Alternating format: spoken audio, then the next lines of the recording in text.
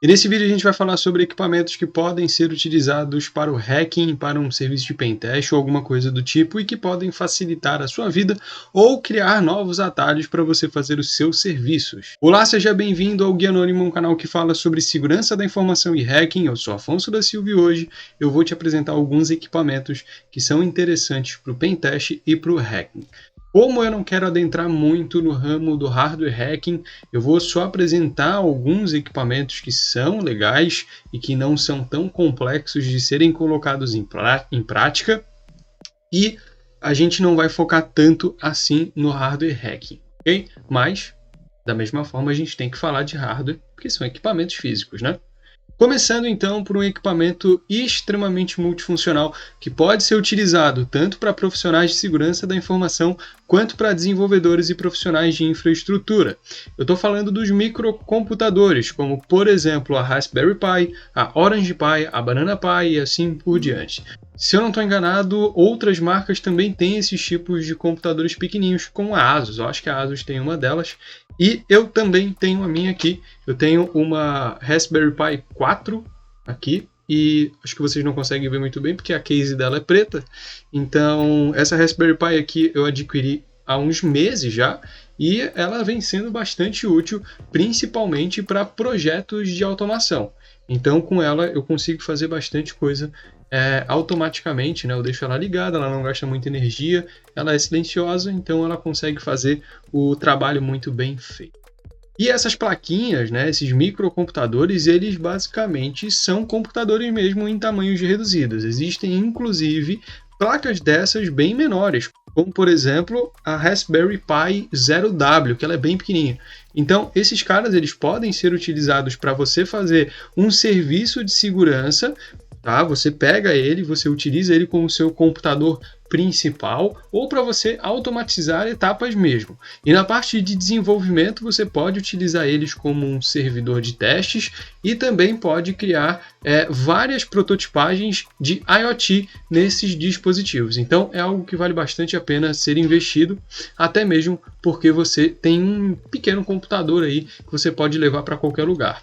Com esses equipamentos, na maioria das vezes a gente consegue conectar tanto via Bluetooth quanto via cabo, mouse e teclado, monitor também, via HDMI no caso, e além disso você pode simplesmente ligar ele na tomada e fazer um acesso totalmente remoto e utilizar ele normalmente por meio de um outro computador. Então fica totalmente a seu critério e é bastante multifuncional. Para mim ajudou bastante, é onde eu prototipo as minhas automatizações, é onde eu consigo testar bastante coisa num cenário que é um cenário extremamente controlado e pequenininho. Agora a gente vai falar de dispositivos para Wi-Fi. Dentro desses dispositivos eu não vou me aprofundar nas antenas, que são básicas, elas têm como objetivo fazer com que o seu sinal do Wi-Fi ele fique mais forte, para que você consiga alcançar uma rede de uma maior distância. Eu vou falar aqui de alguns dispositivos, tá? Como por exemplo o Wi-Fi Pineapple, que ele tem ali, ele é um equipamento bem pequenininho, bem simples, e que ele tem como objetivo o hacking de Wi-Fi mesmo, né? Então ele tem diversos tipos de funcionalidades. Dentre essas funcionalidades a gente tem tanto a parte de layout, de derrubar dispositivos, de derrubar redes por completo de Wi-Fi, como também a parte de minerar informações, né, fazer com que sejam captadas ali informações via wireless. Dentre elas também temos o Node MCU, que eu acredito ser o mais barato desses, e ele é um dispositivo que tem algumas funcionalidades. Uma delas é o layout, derrubar dispositivos para quando eles forem autenticar novamente, você conseguir fazer a coleta da maneira que ele se autentica, né? Você consegue fazer a captura desses pacotes, a captura dessas informações no momento que o dispositivo está se conectando no Wi-Fi. Agora a gente vai falar de pendrives, né? A gente tem o famosíssimo USB Rubber Duck da Hak5. Ele é um dispositivo muito conhecido. Eu tenho quase certeza que você já deve ter escutado esse nome em algum lugar ou já visto esse dispositivo. E ele é um USB, ele é um pendrivezinho que tem como objetivo fazer a automatização da injeção de scripts de malwares em computadores. Então ele é um pendrive praticamente normal. Ele é um pendrive normal, simples e que tem como objetivo você conectar ele na máquina de alguém e o que for pré-programado para ele vai ser injetado na máquina dessa pessoa. Vamos supor que dentro desse RubberDuck eu tenho, por exemplo, um malware, tá? Eu tenho um Trojan ali dentro, eu tenho um hat, um vírus remoto, alguma coisa do tipo, e eu plugo no computador de um alvo. Na hora que eu plugo ele no computador do alvo, o sistema operacional não consegue detectar o que tem dentro desse pendrive, porque ele não é lido como pendrive, ele é lido como teclado, por exemplo, ele é lido como um dispositivo desconhecido, e eu consigo injetar os arquivos desse RubberDuck para dentro desse dispositivo, além de executá-lo. A gente também tem uma opção mais barata, que é com Arduino, o Arduino DigiSpark, e em questão de custo-benefício, o DigiSpark ele é muito mais barato. Tá? Um DigiSpark aqui no Brasil você consegue por 10, 15 reais. Um RubberDuck você não compra no Brasil diretamente, você tem que importar, você tem que trazer de fora, né? E sai caro, porque nessa importação, nessa brincadeira, tem a conversão do dólar. Se eu não estou enganado, um RubberDuck está $50, eu vou colocar o preço aí na tela, e um DigiSpark está 15 reais. É claro que o DigiSpark ele é mais limitado, ele tem uma memória muito menor, mas com o DigiSpark você também consegue programar diversas funcionalidades. Ele é lido como um teclado pelo sistema operacional, você conecta ele no computador do alvo e o que está programado para acontecer depois dessa conexão é feito. Então, por exemplo, você pode conectar um DigiSpark no computador do seu alvo e ele abrir um CMD e digitar alguma coisa para fazer um download de algum malware, alguma coisa do tipo, certo? Então ele funciona muito bem, eu utilizo principalmente o DigiSpark para fazer alguns tipos de serviços físicos. E, é claro, o DigiSpark dá para ver que ele não é tão bonitinho, ele é uma plaquinha mais feia, mas você pode ou imprimir em 3D ou comprar uma casezinha e colocar ele como se fosse dentro de um pendrive normal. Com o DigiSpark, com o USB RubberDuck também dá para fazer, mas com o DigiSpark a gente também pode utilizar uma técnica que é chamada de bed mouse, onde você coloca esse equipamento dentro da carcaça de um mouse e quando o alvo conectar esse mouse no computador, ele vai ter uma surpresa, porque na realidade não é um mouse, né? É uma outra coisa. O bed mouse ele também tem uma outra categoria que é basicamente um mouse que funciona como mouse, mas da mesma forma ele tem ali um segundo plano por trás. Para não fugir muito do tema USB, a gente vai dar uma olhadinha no hardware Keylogger. Ou Keylogger, não sei como é que você fala. Mas ele basicamente é isso daqui. E não é bem isso, porque isso aqui é um pendrive, né? Mas ele basicamente é um pendrive. Não é bem um pendrive. Tá, ele é muito parecido com um pendrive. E ele funciona de forma física. E é basicamente um dispositivo que uma ponta conecta no computador e a outra ponta tem uma entrada USB para você plugar o teclado da vítima. Então tudo que a vítima digitar no teclado, esse dispositivo vai interceptar.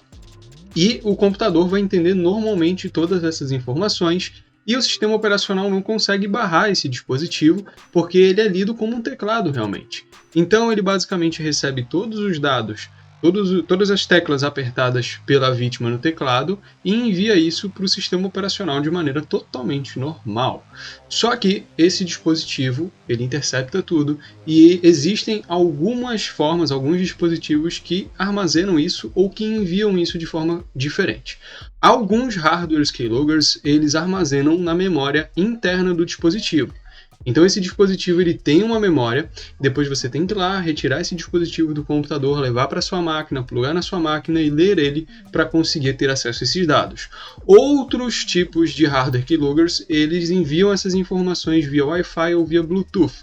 Então ele tem aqui um transmissor que consegue enviar esses dados para você. Alguns em tempo real, outros de minutos em minutos, certo? Agora vamos para dispositivos que são bem peculiares. A gente tem as copiadoras de RFID, que são equipamentos que trabalham com RFID. O RFID basicamente é aquela tecnologia de aproximação que tem, por exemplo, em cartões magnéticos de hotéis, né? Aqueles, não magnéticos, mas aqueles cartõezinhos de hotel, sabe? Que você passa e abre a porta do seu quarto ou libera o elevador. E alguns celulares já têm também a tecnologia RFID, que é a tecnologia para aproximação, né? E essas copiadoras, elas funcionam de diversas maneiras. Existem as mais simples e as mais completas e profissionais, na qual o intuito intuito de algumas copiadoras é ler.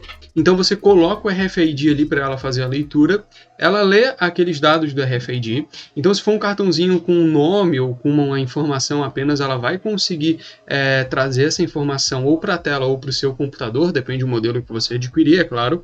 E você também consegue injetar essas informações com cartõezinhos que você consegue injetar esse tipo de dado, né? Que eles são modificáveis. Então, por exemplo, você tem um cartão do hotel.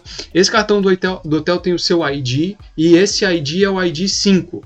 O ID 5 consegue liberar o elevador até o 5º andar e consegue abrir a porta do quarto 5 do 5º andar.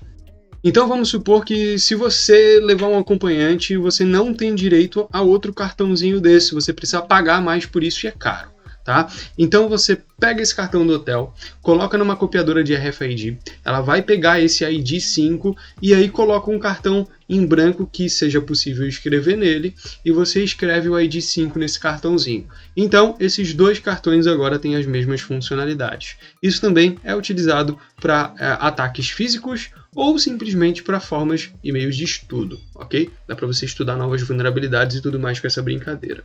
O último dispositivo que a gente tem é o HackRF, e o HackRF ele é um hack de radiofrequência, onde, por exemplo, você consegue abrir um carro com ele. Olha que legal.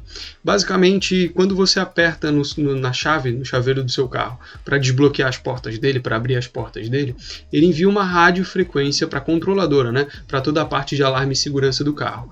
E essa informação ela é via radiofrequência. Se você tem um HackRF, esse HackRF ele consegue interceptar essas informações e aí você pode desbloquear as portas do seu carro, você pode abrir as portas do seu carro utilizando o HackRF.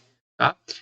O HackRF ele tem também alguns modelos com interface gráfica, interface física, né, para você mexer diretamente nele. Outros modelos você tem que plugar no seu computador para ter acesso, e aí depende também, as faixas etárias de preço modificam, né, mudam bastante. O HackRF ele não funciona só para copiar a radiofrequência e fazer a repetição dela, ele tem outras diversas funcionalidades além da interceptação.